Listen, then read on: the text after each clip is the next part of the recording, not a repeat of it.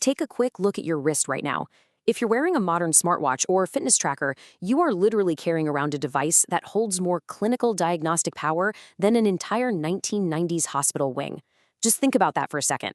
We've taken these massive, cumbersome medical mainframes and compressed them into a few millimeters of glass, titanium, and silicone. The modern smart wearable is no longer just a digital accessory that buzzes when you get a text. It has fundamentally become a critical interface layer between human biology and the digital dataverse. Welcome to this explainer on next-generation wearable cybernetics. Okay, let's dive into this because we are going to unpack exactly how these incredible devices work, how they're engineered to overcome impossible physical constraints, and exactly where this convergence of human biology and ambient computing is heading next. Here is our roadmap for today. We'll briefly cover the evolution of the wearable, transition into miniaturization and core architecture, decode the sensor matrix, compare clashing tech ecosystem philosophies, explore the real-world impacts and physical limits, and finally, look at the future of cybernetics. All right, Section 1, Evolution of the Wearable. The phylogenetic tree of wearables is actually pretty fascinating, right? Back in the 1980s, we had what you could call primordial telemetry. These were those basic, incredibly uncomfortable ECG chest straps strictly used by elite athletic cohorts. Then, right around 2011, we saw the birth of the quantified self-movement. Thanks to micro-electromechanical systems, or MEMS, we got consumer accelerometers. Suddenly, everyone was counting their steps with early Fitbits. 2015 was the massive paradigm shift with the Apple Watch. It forced the convergence of fashion, communication, and health by standardizing optical heart rate sensing. And that brings us to today, the era of clinical-grade biosensing, where devices are invisibly and continuously logging our blood oxygen, tracking our temperatures, and even scanning for irregular heart rhythms. Moving on to Section 2, Miniaturization and Core Architecture. Now, what's really interesting about this slide is how engineers solve these immense volumetric and thermal constraints. It's a brutal war against footprint and power consumption. When you look under the hood, the market is fundamentally split into two different architectural approaches. It's kind of like comparing a heavy-duty sports car to a solar-powered glider. On one side, you have flagship smartwatches like the Apple Watch using highly integrated systems in package, or SIPs, like the S11. These are basically autonomous computing nodes with multi-core CPUs doing heavy computations right on your wrist.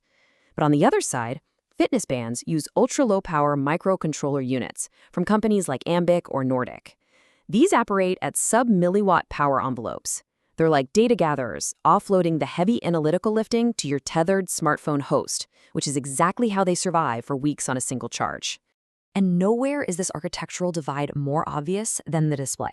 Let's be real, visual interfaces represent the absolute largest power draw on any wearable. Flagship smartwatches utilize LTPO OLED screens. These are stunning. They blast up to 3,000 nits of brightness for direct sunlight readability, and they can dynamically drop their refresh rate from 60 Hz down to just 1 Hz. That's how you get an always-on display without instantly killing your battery. Conversely, endurance brands like Garmin solve this differently. They often rely on transflective memory in pixel or MIP displays. These are brilliant because they actually leverage ambient light. The brighter the sun, the clearer the screen. They draw almost negligible power, which gives you battery life measured in weeks, not hours. Let's dive in to Section 3, Decoding the Sensor Matrix. All right, it's time to bust some dense jargon and decode the exact sensors inside these devices. What is the actual payload gathering all this data? Let's start with the absolute cornerstone of modern biotelemetry, PPG, or photoplethysmography. Try saying that 3 times fast. But seriously, every time you take off your watch and see those flashing green or red lights, that's your PPG sensor at work. It's an optical technique that flashes LEDs into your capillary bed, while photodiodes measure the reflected light. By analyzing that light, algorithms can detect the microscopic volumetric changes in your peripheral blood flow with every single cardiac cycle. But here's the thing, the raw data from a PPG sensor is incredibly noisy. It takes heavy algorithmic processing to turn that raw light reflection into actionable metrics. And it's not just basic heart rate and beats per minute. By measuring the tiny time variances between consecutive heartbeats, the PPG extracts your heart rate variability, or HRV. This is absolutely crucial because it tells us if your nervous system is recovered or stressed out. It also derives your respiratory rate to map out your sleep architecture. And by using red and infrared light, it can estimate your SpO2, which is your peripheral capillary oxygen saturation. Next up, we have EDA, or electrodermal activity sensors. These measure continuous, microscopic variations in your skin's conductance, which is directly driven by your sweat gland activity. So the crucial point is this: EDA gives us a direct, quantifiable window into your sympathetic nervous system arousal. It's literally measuring your hidden physiological stress levels in real time. And the rest of the sensor matrix? Just as impressive. We've got inertial measurement units, which are accelerometers and gyroscopes, sampling your micro movements at an astonishing 1,000 times per second. We have multiband GNSS, locking onto L1 and L5 satellite frequencies to give you sub-meter accuracy even if you're surrounded by huge skyscrapers. We have high-sensitivity thermistors tracking minute shifts in your skin temperature for chronobiology, and we even have single-lead micro ECGs monitoring the literal electrical activity of your heart. The sheer volume of data being ingested from your wrist every single second is just mind-blowing. Which brings us to Section 4, clashing tech ecosystem philosophies. So, having the exact same hardware sensors doesn't mean these devices operate the same way. Different brands deploy these identical sensors in wildly different ways. Look at this matrix. Apple is the ultimate walled garden. It's an app-heavy, deeply integrated extension of your phone, but that heavy integration means an 18 to 36-hour battery life. Then you have the endurance specialists, like Garmin.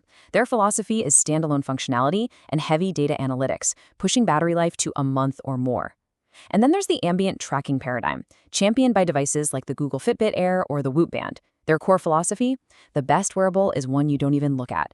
They ditch the display entirely, relying on AI or a subscription model to continuously and invisibly monitor your physiological readiness. Let's look at Section 5, real-world impacts and limits. And this brilliantly illustrates how all this hardware actually changes and, frankly, saves lives. Consider remote patient monitoring. We aren't just counting steps anymore. These wearables act as early warning systems.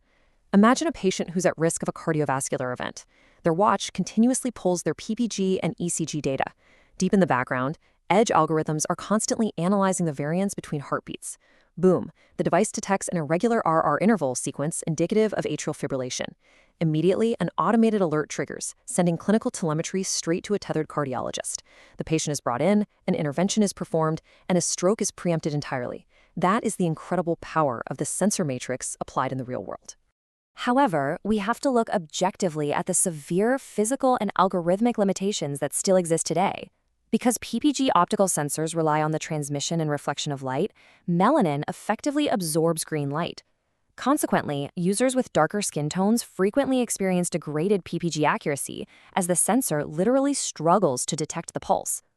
Similarly, high adiposity can attenuate these optical signals. We're also hitting a serious wall with battery density. Edge AI processing is completely outstripping the physical capacity of tiny lithium-ion cells, causing system throttling. Users constantly battle cadence lock during running, where the physical shock of your footfalls confuses the PPG algorithm into reading your steps as erratic heart rate spikes.